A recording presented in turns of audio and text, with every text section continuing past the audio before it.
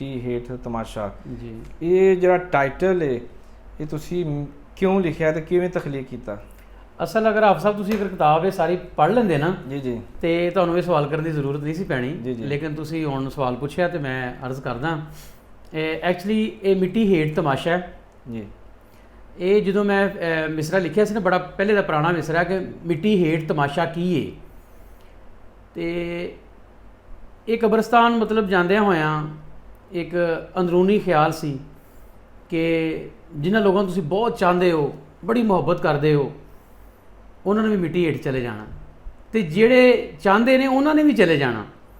ਉਹ ਲੋਕ ਵੀ ਜਿਹੜੇ ਸੋਚਦੇ ਨੇ ਅਸੀਂ ਥੱਲੇ ਕਦੀ ਜਾਣਾ ਹੀ ਨਹੀਂ, ਉਹਨਾਂ ਨੇ ਵੀ ਚਲੇ ਜਾਣਾ, ਜੀ ਜੀ। ਔਰ ਐਸਾ ਜਾਣਾ ਕਿ ਮੁੜ ਕੇ ਆਉਣਾ ਹੀ ਨਹੀਂ। ਆਹ, ਤੇ ਫਿਰ ਜਿਹੜੇ ਦੁਨੀਆ ਦੇ ਨਜ਼ਾਰੇ ਨੇ ਨਾ ਜੀ, ਮਿੱਟੀ ਹੇਠ ਨਜ਼ਾਰੇ ਇਸ ਤੋਂ ਵੀ ਦਿਲਕਸ਼ ਔਰ ਖੂਬਸੂਰਤ ਨੇ।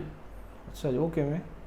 ਦੇਖੋ ਨਾ ਤੁਸੀਂ, ਅਗਰ ਇਹ ਜ਼ਾਹਿਦ ਅਸ਼ਰਫ ਸਾਹਿਬ ਨੇ ਟਾਈਟਲ ਬਣਾਇਆ ਅੱਛਾ ਹੱਥ ਨਾਲ, ਅੱਛਾ ਇਹ ਕੰਪਿਊਟਰਾਈਜ਼ ਨਹੀਂ ਹੈਗਾ ਜੀ ਜੀ। ਅੱਛਾ, ਅਗਰ ਤੁਸੀਂ ਤੇ ਗੌਰ ਕਰੋ ਨਾ ਜੀ ਇਹ ਕਿਤਾਬ ਦੇ ਉੱਤੇ, ਜੀ ਜੀ ਤੇ ਇਹ ਜਿਹੜਾ ਉਤਲਾ ਹਿੱਸਾ ਨਾ ਦੁਨਿਆਵੀ ਹਿੱਸਾ, ਦੇਖੋ ਨਾ ਇਹ 'ਚ ਰੋਸ਼ਨੀ ਵੀ ਆ, ਨੂਰ ਵੀ ਆ ਔਰ ਸਾਦਗੀ ਵੀ ਆ। ਜੀ ਜੀ ਜਿਨ੍ਹਾਂ ਦੀ ਜ਼ਿੰਦਗੀ ਤੇ ਇਸ ਤਰ੍ਹਾਂ ਹੈ ਜੀ ਜੀ। ਉਹਨਾਂ ਦੀ ਫਿਰ ਆਖਰਤ ਬੜੀ ਖੂਬਸੂਰਤ ਜੀ। ਅੱਛਾ ਅੱਛਾ, ਉਲਟਾ ਕਰਨਾ ਹੈ ਤੇ ਕੰਮ ਉਲਟ ਹੋ ਜਾਣਾ। ਹਾਂ ਵਾਹ ਵਾਹ ਵਾਹ ਵਾਹ। ਅੱਛਾ